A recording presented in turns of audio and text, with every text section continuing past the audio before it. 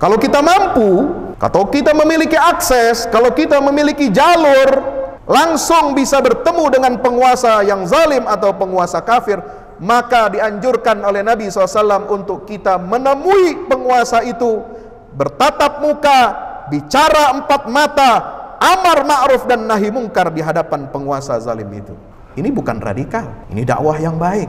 Daripada berkuar-kuar di media sosial, daripada fitnah sana sini, daripada nanti menimbulkan kegaduhan, kesalahpahaman. Kalau punya akses, kalau punya jalur, masuklah, sampaikan. Tetapi Anda ketika menyampaikan dakwah itu, ketika masuk ke pintu penguasa itu, Nabi SAW mengingatkan, sebagaimana juga para salafus salih mengingatkan kepada kita semua, para duat di jalan Allah Subhanahu wa ta'ala, hati-hati, banyak fitnah kalau seorang da'i ulama masuk ke pintu penguasa, sebagaimana ucapan Sayyidina Abdullah ibnu Mas'ud radhiyallahu anhu, inna ala abwabis sultani fitanan kama barikil ibil, la tusibuna min dunyahum syai'an illa asabu min dinikum mithlahu. Sudah diwanti-wanti, diingatkan oleh seorang sahabat besar, murid kesayangan Nabi SAW, Abdullah bin Mas'ud, yang sejak awal dia masuk Islam, dia mampu sanggup menghafal 70 surat-surat Al-Quran yang dibacakan, yang ditalqinkan oleh Nabi SAW kepada Abdullah bin Mas'ud radhiyallahu anhu. Hati-hati kalau masuki pintu-pintu penguasa, kata Abdullah bin Mas'ud, di situ ada banyak jebakan, ada banyak fitnah, framing media, framing macam-macam. Kalau kita tidak kuat-kuat, hati-hati. Bisa jadi niatnya baik masuk, yang disampaikan baik masuk, tapi keluar dari sana yang keluar lain lagi, yang disampaikan ke publik lain lagi, sudah dipelintir dan lain sebagainya. Maka itu harus berhati-hati. Apalagi kalau kita lupa dari niat awal, tujuan kita untuk menyampaikan islah, perbaikan, menyampaikan nasihat, menyampaikan mau'izah hasanah, sehingga Abdullah bin Mas'ud radhiyallahu anhu mengatakan, la tusibuna min dunyahum syai'an, jangan sampai kalian, kamu wahai para da'i, para ulama, kamu mengambil sesuatu sedikit dari harta dunia mereka, para penguasa. Maka apa yang terjadi? Illa asabu min dinikum mithlah. Kalau kamu ambil materi, uang yang tidak seberapa dari para penguasa itu, kecuali kata Abdullah bin Mas'ud, mereka justru yang akan menimbulkan kerugian bagi agamamu, seperti yang kau ambil dari harta mereka.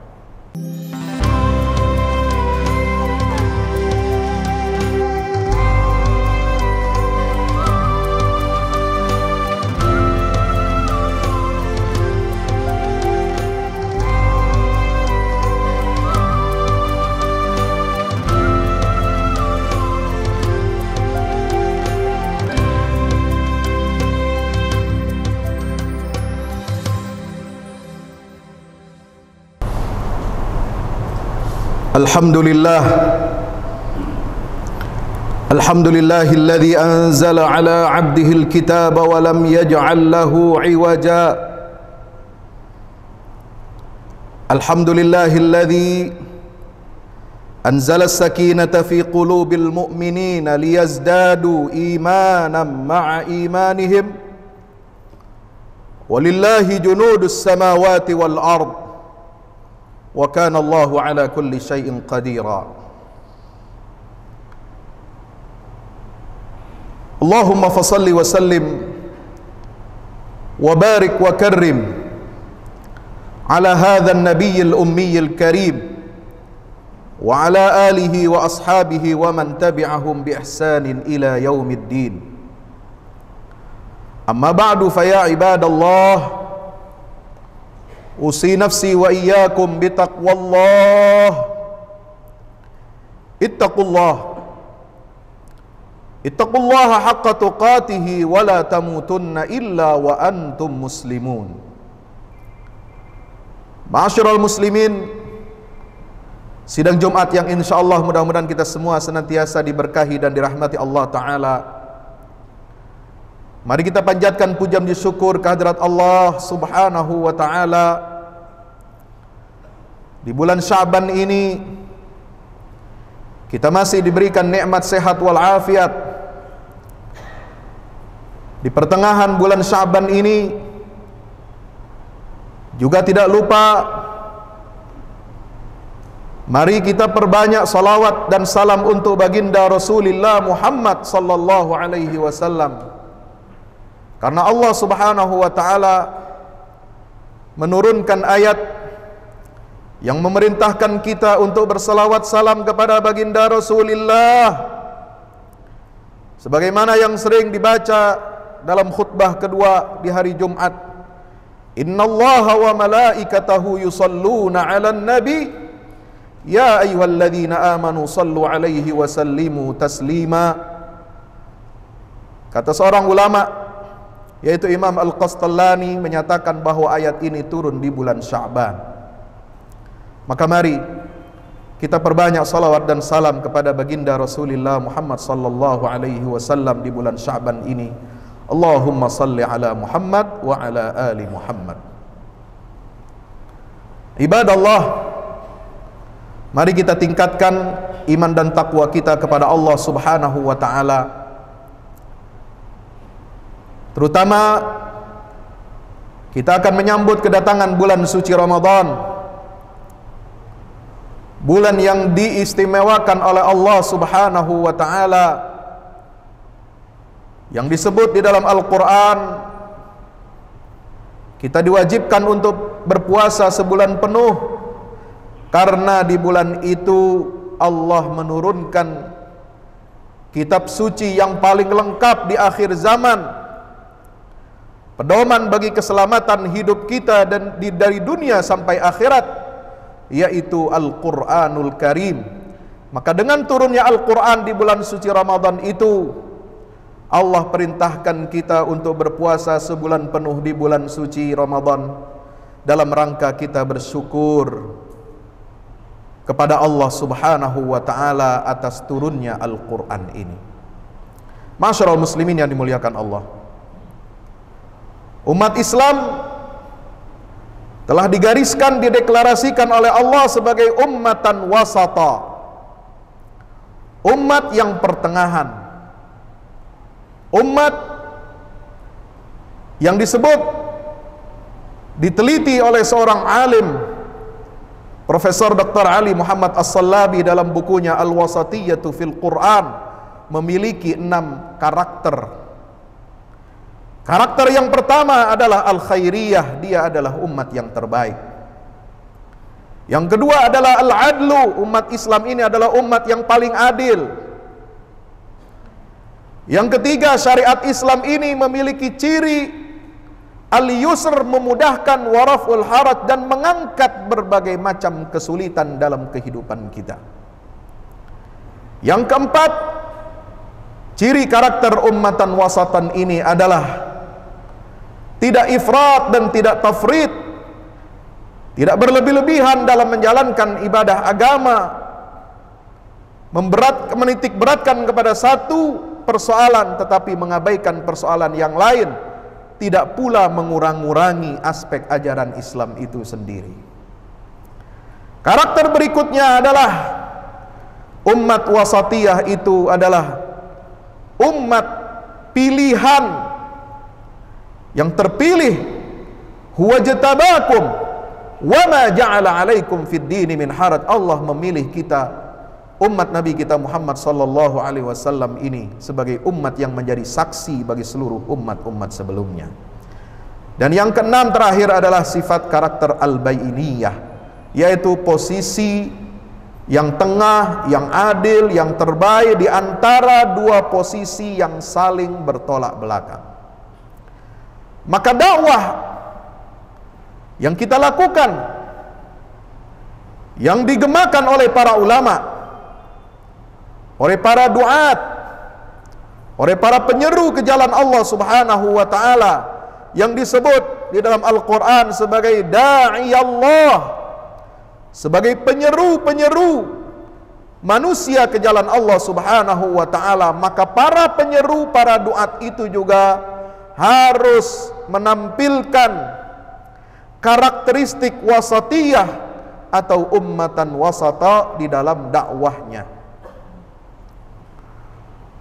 Tidak boleh seorang dai, seorang penyeru di jalan Allah Subhanahu wa taala, dia menyampaikan ajaran yang benar Dia menyampaikan ajaran yang hak, tetapi menggunakan cara-cara kekerasan, menghasut, mengadu domba. Lalu kemudian dia menggunakan jalur kekerasan untuk mencapai tujuannya, untuk menuntut perubahan-perubahan yang radikal. Itu pengertian radikal kalau kita lihat dalam Kamus Besar Bahasa Indonesia, menggunakan cara kekerasan. Maka itu kita sebagai ummatan wasata, wa kadzalika ja'alnakum ummatan wasata. Ayat 143 surah Al-Baqarah ini yang diturunkan oleh Allah Subhanahu wa taala juga di bulan Sya'ban.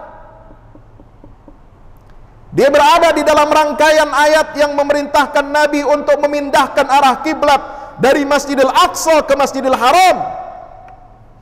Mulai dari ayat 142, sayaqulu sufaha'u minan nas. Ayat 144, setelah ayat 143, Allah mengatakan, qad nara taqalluba wajhika fis sama' falanwalliyannaka qiblatan tardaha fawalli wajhaka syatral Masjidil Haram. Pemindahan arah kiblat itu sesuai dengan permintaan Nabi Muhammad sallallahu alaihi wasallam setelah Nabi hijrah ke Madinah 1441 tahun yang lalu. 2 tahun setelah hijrah Nabi SAW ke Madinah, pada waktu asar tanggal 13 bulan Sya'ban, Nabi ketika sholat asar sebelum itu masih terus memohon kepada Allah, ya Allah, pindahkan arah kiblat kaum muslimin ini ke Masjidil Haram. Maka Allah perkenankan dan Allah turunkan 3 ayat yang ada di awal juz 2 surah Al-Baqarah. Maka jamaah yang dirahmati Allah Ta'ala, karakter ummatan wasata ini adalah karakter yang ada hanya pada umat Islam. Maka cara kita mendakwahkan Islam itu juga harus dengan cara-cara terbaik al-khairiyah, dengan cara yang adil, dengan cara yang memudahkan manusia untuk menjalankan syariat agama Allah Subhanahu wa taala tanpa bersikap berlebihan ataupun bersikap dia kurang ajar kepada syariat Allah dengan mengurang-urangi, dengan menghalalkan apa yang diharamkan Allah ataupun mengharamkan apa yang dihalalkan oleh Allah Subhanahu wa taala. Masyaallah muslimin dirahmati Allah, seringkali kita selalu dibuat gaduh.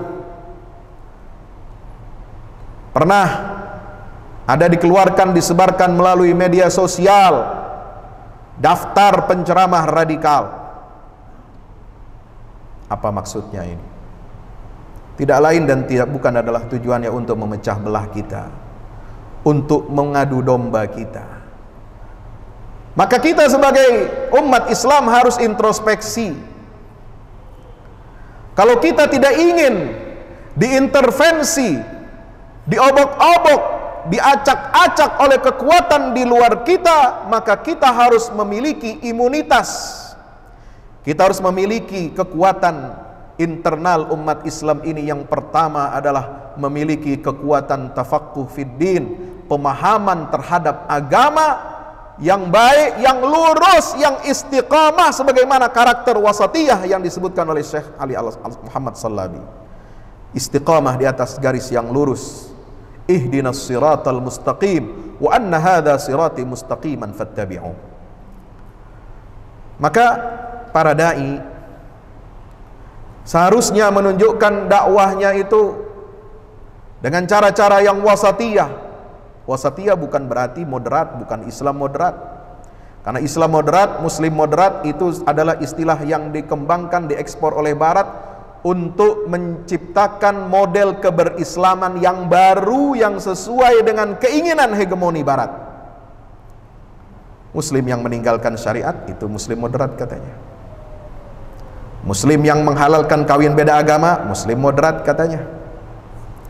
Muslim yang menghalalkan yang LGBT, meminta kita untuk menghormati LGBT, itu Muslim moderat kata mereka. Kita bukan itu. Kita adalah ummatan wasata. Maka dakwah kita harus menunjukkan karakter ummatan wasata, yaitu yang pertama, kalau kita tidak ingin dicap radikal dalam menyampaikan dakwah, maka sampaikanlah dakwah terutama kepada para penguasa. Dakwah dengan cara yang baik yang pertama dengan apa? Dicontohkan Nabi SAW, berdakwah dengan mengirimkan surat kepada para penguasa kafir atau penguasa zalim. Nabi kirimkan surat-surat itu kepada Kaisar Heraklius di Roma, Romawi Timur, di Bizantium. Nabi kirimkan surat kepada Kisra Persia. Nabi kirimkan surat kepada Muqawqis, pembesar Mesir. Nabi kirimkan surat-surat kepada penguasa-penguasa dunia, mengajak mereka untuk masuk Islam. Aslim taslam yu'tikallahu ajraka marratain. Masuk Islamlah, maka niscaya engkau akan selamat. Kalau kamu tidak mau masuk Islam, maka engkau akan menanggung dosa dirimu dan rakyat yang mengikutimu.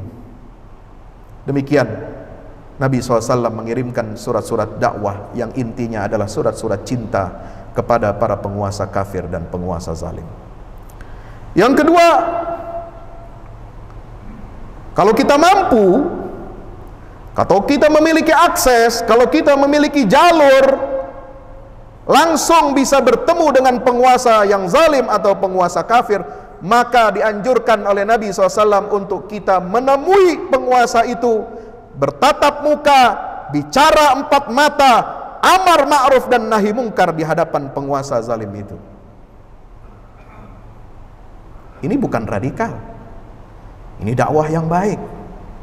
Daripada berkoar-koar di media sosial, daripada fitnah sana sini, daripada nanti menimbulkan kegaduhan, kesalahpahaman. Kalau punya akses, kalau punya jalur, masuklah, sampaikan. Tetapi Anda ketika menyampaikan dakwah itu, ketika masuk ke pintu penguasa itu, Nabi SAW mengingatkan, sebagaimana juga para salafus salih mengingatkan kepada kita semua, para duat di jalan Allah Subhanahu wa taala, hati-hati, banyak fitnah kalau seorang dai ulama masuk ke pintu penguasa, sebagaimana ucapan Sayyidina Abdullah ibnu Mas'ud radhiyallahu anhu, inna ala abwabis sultani fitanan kama barikil ibil, la tusibuna min dunyahum syai'an illa asabu min dinikum mithlahu. Sudah diwanti-wanti, diingatkan oleh seorang sahabat besar, murid kesayangan Nabi SAW, Abdullah bin Mas'ud, yang sejak awal dia masuk Islam, dia mampu sanggup menghafal 70 surat-surat Al-Quran yang dibacakan, yang ditalqinkan oleh Nabi SAW kepada Abdullah bin Mas'ud radhiyallahu anhu. Hati-hati kalau masuki pintu-pintu penguasa, kata Abdullah bin Mas'ud, di situ ada banyak jebakan, ada banyak fitnah, framing media, framing macam-macam. Kalau kita tidak kuat-kuat, hati-hati. Bisa jadi niatnya baik masuk, yang disampaikan baik masuk, tapi keluar dari sana, yang keluar lain lagi, yang disampaikan ke publik lain lagi, sudah dipelintir dan lain sebagainya. Maka itu harus berhati-hati. Apalagi kalau kita lupa dari niat awal, tujuan kita untuk menyampaikan islah, perbaikan, menyampaikan nasihat, menyampaikan mau'izah hasanah, sehingga Abdullah bin Mas'ud radhiyallahu anhu mengatakan, la tusibuna min dunyahum syai'an. Jangan sampai kalian, kamu wahai para dai, para ulama, kamu mengambil sesuatu sedikit dari harta dunia mereka, para penguasa. Maka apa yang terjadi? Illa asabu min dinikum mislah. Kalau kamu ambil materi, uang yang tidak seberapa dari para penguasa itu, kecuali kata Abdullah bin Mas'ud, mereka justru yang akan menimbulkan kerugian bagi agamamu seperti yang kau ambil dari harta mereka. Masuk lain, keluar jadi orang lain. Ini jebakan. Tetapi kita sampaikan dakwah itu dengan baik, bukan dengan cara kekerasan, bukan dengan cara teror, bukan dengan cara intimidasi. Nah, yang ketiga, berdakwah kepada penguasa itu juga ada kaidahnya dengan menjaga kehormatan atau marwah penguasa yang kita dakwahi. Dan sampai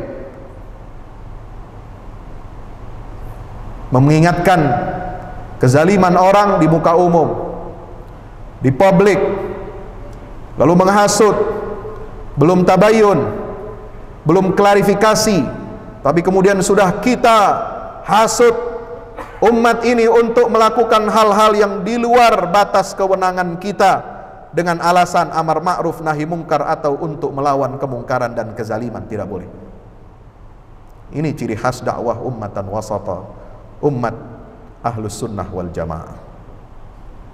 Yang keempat, Imam Al-Ghazali mencontohkan kepada kita, kalau ingin kita memperbaiki kehidupan umat ini, terutama yang disebabkan oleh penguasa-penguasa, pemimpin yang keliru, pemimpin yang zalim, maka lakukanlah langkah yang keempat, berdakwah dengan konten materi yang disampaikan dalam khutbah, dalam pengajian, dalam ta'lim, tentang pentingnya keadilan sosial dalam Islam. Ini yang sering hilang pada diri para dai kita, yang disampaikan melulu soal ubudiyah mahdhah, melulu soal ibadah mahdhah, soal akidah, bahkan rinciannya dikupas-kupas, dikuliti sampai memicu perselisihan, pertengkaran di antara umat Islam.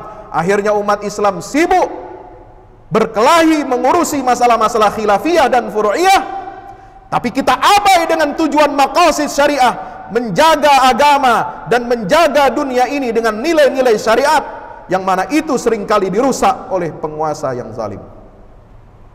Kita sibuk dengan perkara cabang receh, kunut tidak kunut, jahar tidak jahar, tahlil tidak tahlilan, dan lain sebagainya.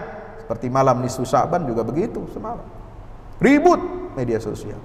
Abai kita dengan masalah ketidakadilan, dengan kezaliman yang terjadi di tengah-tengah umat ini. Yang kelima, berdakwah itu tidak radikal kalau kita berdakwah dengan menjaga integritas. Seorang dai tidak boleh berkhianat, tidak boleh juga menjilat penguasa. Ini baru dai yang tidak radikal, ini dai yang moderat. Kalau ada dai, kalau ada ulama yang menjilat, berkhianat, itulah ulama yang radikal. Itulah dai yang tidak benar. Sebagaimana Nabi SAW dalam hadis sahih riwayat Abdullah bin Umar, dan juga diriwayatkan oleh Ka'ab bin Ajrah radhiyallahu anhuma, mengingatkan kepada kita semua, sayakunu alaikum umara ya'murunakum bima la yaf'alun. Nanti setelah aku wafat akan muncul banyak pemimpin-pemimpin, amir-amir yang menyuruh kalian, tetapi mereka tidak mengerjakan apa yang mereka perintahkan. Faman saddaqahum bikadzibihim wa a'anahum ala zulmihim. Siapa yang membenarkan kedustaan-kedustaan mereka dan menolong mereka atas perbuatan kezalimannya, falaisa minni. Ulama itu, dai itu bukan bagian, bukan termasuk golongan aku, kata Rasulullah, walastu minhu, dan aku juga emoh, amit-amit mengakui orang seperti itu. Walan yarida alayyal hawda.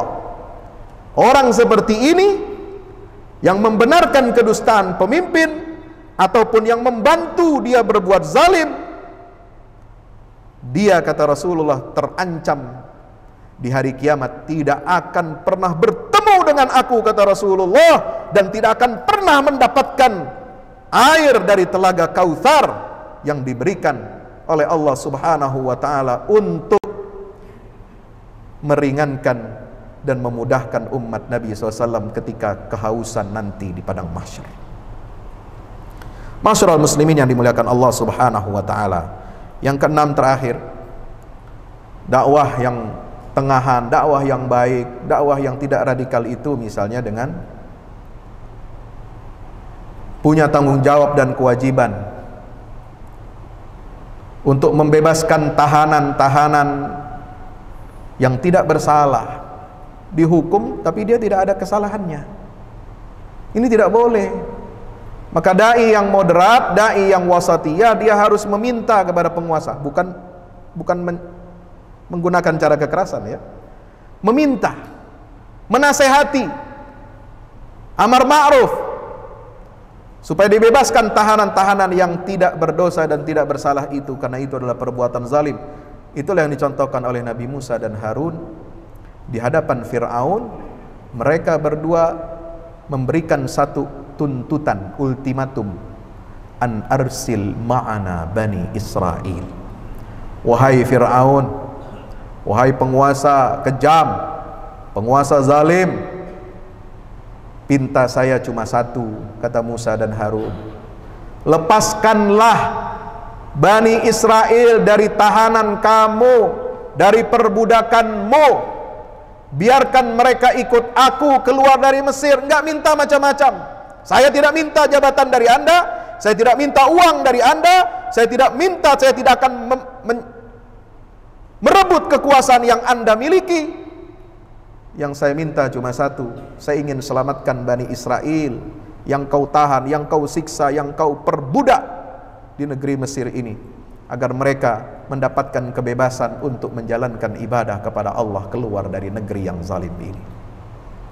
Itu baru dai yang baik, dai yang adil dan tidak radikal. Mudah-mudahan Allah Subhanahu wa taala memberikan kita basirah, memberikan kita kekuatan iman dan takwa kepada Allah Subhanahu wa taala menghadapi fitnah-fitnah di akhir zaman ini. Barakallahu li wa lakum fil Qur'anil azim wa nafa'ani wa iyyakum bima fihi minal ayati wa dzikril hakim. Aqulu qawli hadza fastaghfiru innahu huwal ghafurur rahim. Alhamdulillahi wahdah sadaqa wa'dah wa nasara 'abdahu wa a'azza jundahu wa hazama al-ahzaba wahdah. Asyhadu an la ilaha illallah وحده لا شريك له وأشهد أن محمدا عبد الله ورسوله لا نبي بعده اللهم صل وسلم وبارك على حبيبنا وشفيعنا ومولانا محمد وعلى آله وأصحابه ومن تبعهم بإحسان إلى يوم القيامة. عباد الله، أوصي نفسي وإياكم بتقوى الله. ittaqullaha haqqa tuqatihi wa la tamutunna illa wa antum muslimun. I'lamu anna Allah amarakum bi amrin bada fi bi nafsihi wa thanna bi malaikatil musabbihati bi qudsih. Faqala ta'ala inna Allah wa malaikatahu yusalluna 'alan nabi ya ayyuhalladhina amanu sallu 'alaihi wa sallimu taslima. Allahumma salli wa sallim wa barik ala nabiyyina Muhammad adada ma ahata bihi 'ilmuk wa khatta bi qalamuk wa ahsahu kitabuk. وارض اللهم عن سادتنا أربعة الخلفاء الراشدين أبي بكر وعمر وعثمان وعلي وعن سائر الصحابة والتابعين ومن تبعهم بإحسان إلى يوم الدين. اللهم اغفر للمسلمين والمسلمات والمؤمنين والمؤمنات الأحياء منهم والأموات إنك ربنا سميع قريب مجيب الدعوات. اللهم انصر الإسلام وعز المسلمين وعلي بفضلك كلمة الحق إلى يوم الدين. اللهم انصر من نصر الدين واخذل من خذل المسلمين. اللهم عليك بالظالمين، اللهم عليك بالظالمين، اللهم عليك بالظالمين وأعوانهم وأبواقهم برحمتك يا أرحم الراحمين. اللهم أرنا الحق حقا وارزقنا اتباعه وأرنا الباطل باطلا وارزقنا اجتنابه. ربنا لا تؤاخذنا إن نسينا وأخطأنا. ربنا ولا تحمل علينا إصرا كما حملته على الذين من قبلنا. ربنا ولا تحملنا ما لا طاقة لنا به واعف عنا واغفر لنا وارحمنا أنت مولانا فانصرنا على القوم الكافرين. ربنا آتنا في الدنيا حسنة وفي الآخرة حسنة وقنا عذاب النار. وصلى الله على عبدك ورسولك نبيك محمد وعلى آله وصحبه وسلم والحمد لله رب العالمين. وأقم الصلاة.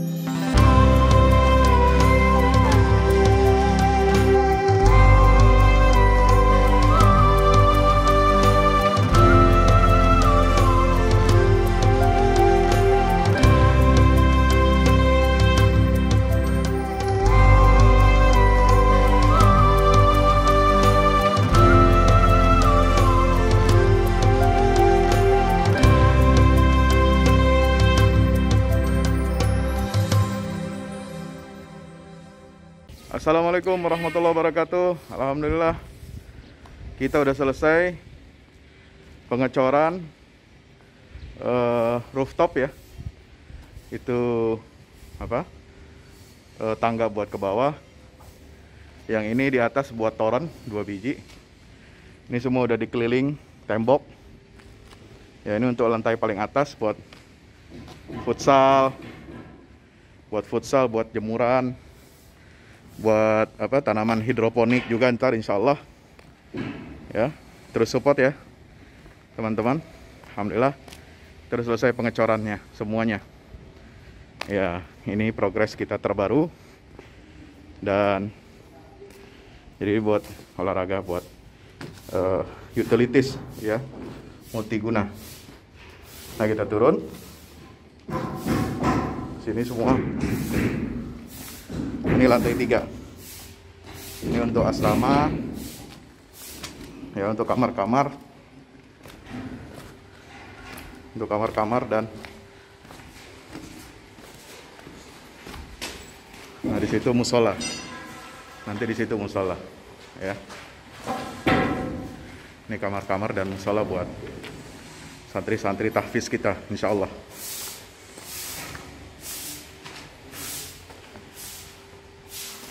Nah ini lantai 2 kita turun.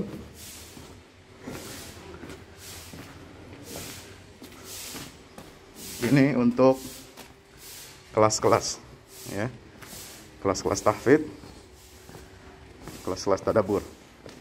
Insya Allah semua udah jadi. Alhamdulillah berkat dukungan antum semua. Nah tinggal ke bawah, di sini buat aula semua di sini ya. Mohon doanya terus, mudah-mudahan berkah, mudah-mudahan cepat jadi finishing. Kira-kira finishingnya ini butuh 1,5 M lagi ya, mudah-mudahan. Al-Fatihah. Al-Fahmu Institute mempersembahkan serangkaian buku karya Ustadz Fahmi Salim LCMA, buku pesan-pesan tauhid untuk negeri di masa pandemi, buku mutiara ilmu-ilmu Al-Quran. Ada diskon 20% untuk buku tafsir sesat 58 esai kritis wacana Islam di Indonesia dan buku kritik terhadap studi Al-Quran kaum liberal. Anda dapat memesannya melalui layanan WhatsApp di nomor 08777 0637192 dengan format pemesanan ketik nama, alamat lengkap, nomor handphone, dan jumlah buku yang diorder. Ongkos kirim di luar harga buku dan menyesuaikan wilayah dengan paket standar. Lampirkan juga bukti transfer Anda ke rekening BNI Syariah di 0631 748573. Tunggu apa lagi? Pesan sekarang.